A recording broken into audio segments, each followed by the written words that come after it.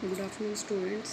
हमने पिछले वीडियो में हमने टॉपिक किया था व्हीटस्टोन ब्रिज के बारे में, और उससे पहले हमने equivalent conductivity, molar conductivity, equivalent and molar conductivity के बारे में पढ़ा था। स्पेसिफिक रेजिस्टेंस और रेजिस्टिविटी के बारे में पढ़ा था। स्पेसिफिक कंडक्टिविटी के बारे में पढ़ा था। उसके बाद हमने व्हीटस्टोन ब्रिज के बारे में पढ़ा था। आई होप सो कि आपने अपना चैप्टर रिवाइज कर लिया होगा दोबारा से। तो जो अपना आज का टॉपिक है वो है variation of conductivity and molar conductivity with concentration solute की कंसंट्रेशन बढ़ाने से या इलेक्ट्रोलाइट की कंसंट्रेशन को कम या ज़्यादा करने से कंडक्टिविटी के ऊपर क्या इफ़ेक्ट पड़ता है, ये टॉपिक देखेंगे अपने आज। तो देखो, एक चीज़ देखो, हमने पहले इंटरेक्शंस के बारे में पढ़ा है। सॉल्यूट इंटरेक्शन होती है, सॉल्यूट सॉल्वेंट इंटरेक्शन होती है, सॉल्वेंट इंटरेक्शन होती है, इनके बारे में हमने पहले पढ़ा है।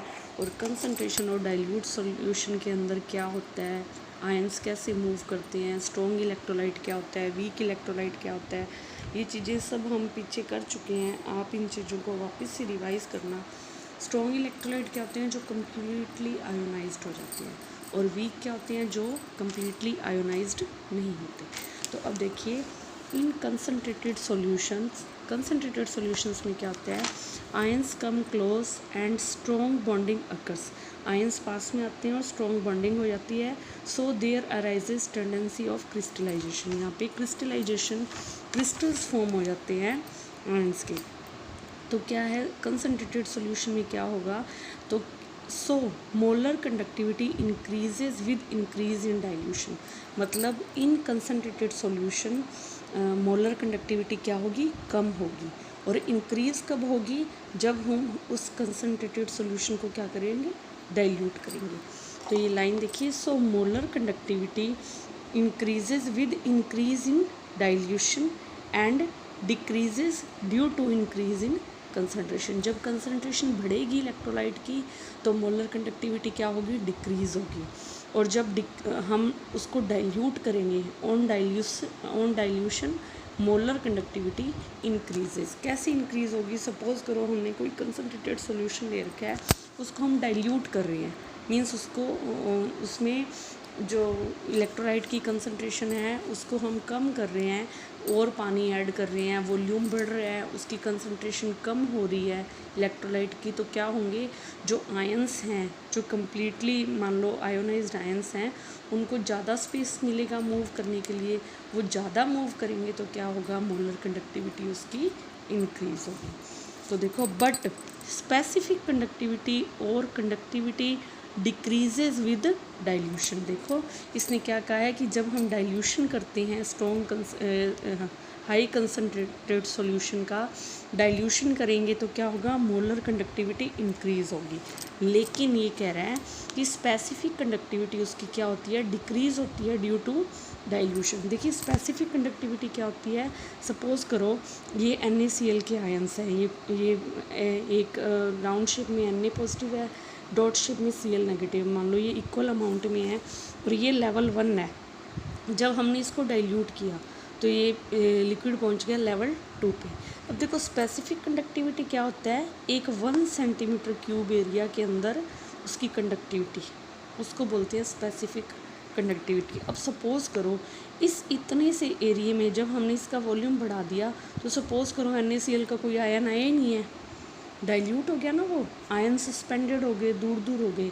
तो क्या है, स्पेसिफिक कंडक्टिविटी क्या होती है, डिक्रीज होती है ऑन डाइल्यूशन। देखो, on dilution at level 2 ions distributed in large area, so molar conductivity increases. Molar conductivity increase होगी, but specific conductivity decreases because number of ions per unit area decreases. तो ये कह रहा है कि स्पेसिफिक कंडक्टिविटी क्या होती है, डिक्रीज़ हो जाती है, because number of ions per unit area क्या हो जाती है, डिक्रीज़ हो जाती है। देखो, लैम्डा एम क्या होता है, बल्क फैक्टर है, जो हम इस पूरे सॉल्यूशन का निकाल रहे हैं। और कप्पा क्या होता है, स्पेसिफिक कंडक्टिविटी क्या होती है, यूनिट फैक्टर है, एक स्मॉल एरिया में हम निकाल रहे हैं 1 सेंटीमीटर क्यूब में। तो लैम्डा एम क्या है, बल्क फैक्टर है, और कप्पा क्या है, यूनिट फैक्टर है। अब आगे देखिए अपना topic, variation of lambda M with concentration of strong electrolyte. ये मैंने लैम्डा बनाया है, डेल्टा नहीं है, ये लैम्डा है। Lambda M with concentration of strong electrolyte. Strong electrolyte की केस में वेरिएशन कैसे होगा मोलर कंडक्टिविटी का, देखियो। Strong electrolytes dissociate completely into their ions, so as we decrease the concentration the lambda M increases. हम जैसे जैसे कंसनट्रेशन को डिक्रीज़ करेंगे लैम्डा एम इंक्रीज़ होगा। हम ऊपर भी यही बात पढ़ के आए हैं। कंसनट्रेशन डिक्रीज़ करने का मतलब है डाइल्यूशन। डाइल्यूशन अगर हम बढ़ा रहे हैं तो लैम्डा एम क्या होगा, इंक्रीज़ होगा। The dilution which reaches eight infinite value called infinite dilution. हम मान लो उस कंसनट्रेटेड सॉल्यूशन में पानी डाले जा रहे हैं, उसको डाइल्यूट किए जा रहे हैं, तो इनफाइनाइट वैल्यू पे जो डाइल्यूशन होता है उसको हम क्या बोलते हैं, infinite dilution. Where concentration of solution is very low, जहाँ पे कंसनट्रेशन क्या है, बिल्कुल ही लो है। At this dilution conductivity is called limiting molar conductivity. इसको यहाँ पे ये चाहे काट दो। Conductivity is called limiting molar conductivity, और इसको हम डिनोट करेंगे लैम्डा एम नोड से, लैम्डा एम नोड।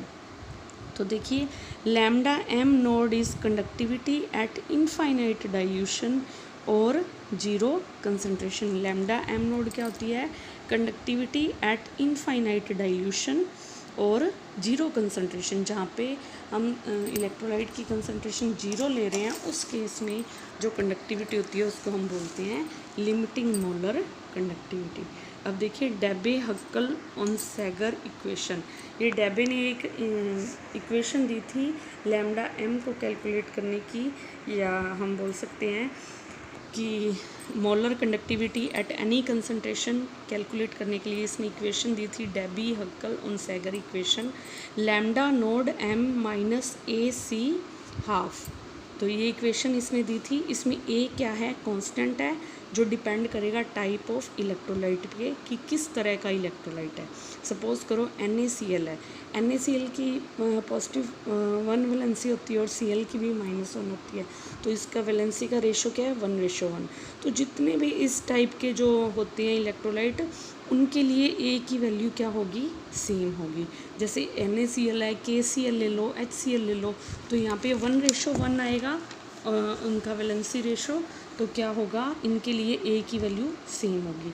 इसी तरह से MgCl2 है, Mg की वैलेंसी +2 है, Cl की -1 है, ठीक है। तो Cl 2 हैं, इसको बैलेंस करने के लिए, वो तो आगे है कि ये कंपाउंड कैसे बना है। तो इसमें 2:1 है वैलेंसी का। तो इस तरह के जितने भी 2:1 वाले होंगे, जैसे MgCl2 हो गया, उसी तरह से CaCl2 हो गया, तो इस तरह के जो इलेक्ट्रोलाइट होंगे उनके लिए ए की वैल्यू क्या रहेगी, सेम रहेगी। The value of a remains same. अब सी हाफ को हम √C भी लिख सकते हैं। ये क्या है, √ ऑफ कंसनट्रेशन है। और लैम्डा एम क्या है, molar conductivity at any concentration. और लैम्डा नोड एम क्या होता है, limiting conductivity eight zero concentration, या लिमिटिंग मोलर कंडक्टिविटी इसको बोल देते हैं ना, लिमिटिंग मोलर कंडक्टिविटी। अब देखिए लैम्डा एम और सी हाफ में ग्राफ कैसे आएगा स्ट्रॉन्ग इलेक्ट्रोलाइट के लिए, इस तरह का ग्राफ आएगा। मान लो ये एक इलेक्ट्रोलाइट के लिए और एक ये दूसरे इलेक्ट्रोलाइट के लिए लाइन है। तो अगर मान लो हमने लैम्डा नोड एम निकालना है, तो जीरो कंसनट्रेशन कहाँ होगी, यहाँ पे होगी। तो इस कंसनट्रेशन पे ये जो लैम्डा एम की वैल्यू आएगी, उसको हम क्या बोलेंगे, लैम्डा नोड एम, या फिर लिमिटिंग मोलर कंडक्टिविटी बोलेंगे। इसमें देखो मोलर कंडक्टिविटी क्या हो रही है, डिक्रीज़ हो रही है विद इंक्रीज़ इन कंसनट्रेशन। इसी तरह से अगर हम लैम्डा एम और सी हाफ में ये एक और मान लो कोई इलेक्ट्रोलाइट है, उसके लिए मान लो ये लाइन आ रही है इस तरह की, तो अगर हमने लैम्डा नोड एम निकालना है तो हम क्या करेंगे, इसको एक्सट्रापोलेट करके यहाँ पे जो वैल्यू आएगी वो इसके लिए लैम्डा नोड एम की वैल्यू आ जाएगी। तो देखो इन graph second we can calculate the value of lambda node m by extrapolating the graph. It is easy for strong electrolyte. ये strong electrolyte के लिए क्या होता है, easy होता है कि हमने लाइन को एक्सट्रापोलेट कर लिया और ये वैल्यू आ गई। क्योंकि स्ट्रॉन्ग इलेक्ट्रोलाइट के लिए इजी क्यों है, क्योंकि स्ट्रॉन्ग इलेक्ट्रोलाइट कम्प्लीटली आयोनाइज्ड हो जाते हैं, तो उस वजह से ये स्ट्रॉन्ग इलेक्ट्रोलाइट के लिए कैलकुलेट करना इजी है। But for weak electrolyte it is not easy to in case of but for weak electrolyte it is not easy because they cannot dissociate completely, the variation is very large। ठीक है, तो ये कह रहा है कि उसमें वेरिएशन क्या होता है, लार्ज होता है, इस वजह से वीक इलेक्ट्रोलाइट के लिए ये इजी नहीं होता। अब देखिए वीक इलेक्ट्रोलाइट के केस में ग्राफ कैसा बनेगा, इस तरह का ग्राफ बनेगा लैम्डा एम और सी √c के बीच में, तो ये इस तरह का ग्राफ आएगा वीक इलेक्ट्रोलाइट के लिए। तो अगर मान लो हमने यहाँ पे लैम्डा नोड एम निकालना है, तो हम इस लाइन को कितना मर्जी एक्स्ट्रापोलेट कर लें, ये इस लाइन पे मैच पहुँचेगी नहीं, ये पैरेलल जाएगी, तो क्या है, हम लैम्डा एम नोड एम हम नहीं कैलकुलेट कर सकते। If we extrapolate this graph it cannot reaches to zero concentration, so it was further explained by Kohlrausch law. ये एक क्लोरेशियस साइंटिस्ट था, उसने इसको आगे वीक इलेक्ट्रोलाइट की केस इसने डिस्कस किया था, वो हम आगे करेंगे। और ये वाला टॉपिक अपना कंप्लीट है, और आप साथ साथ इसको नोट्स भी बनाते रहना और मेरी वीडियोस को साथ साथ देखते भी रहो और अपना केमिस्ट्री को प्रिपेयर भी करते रहो। Thank you.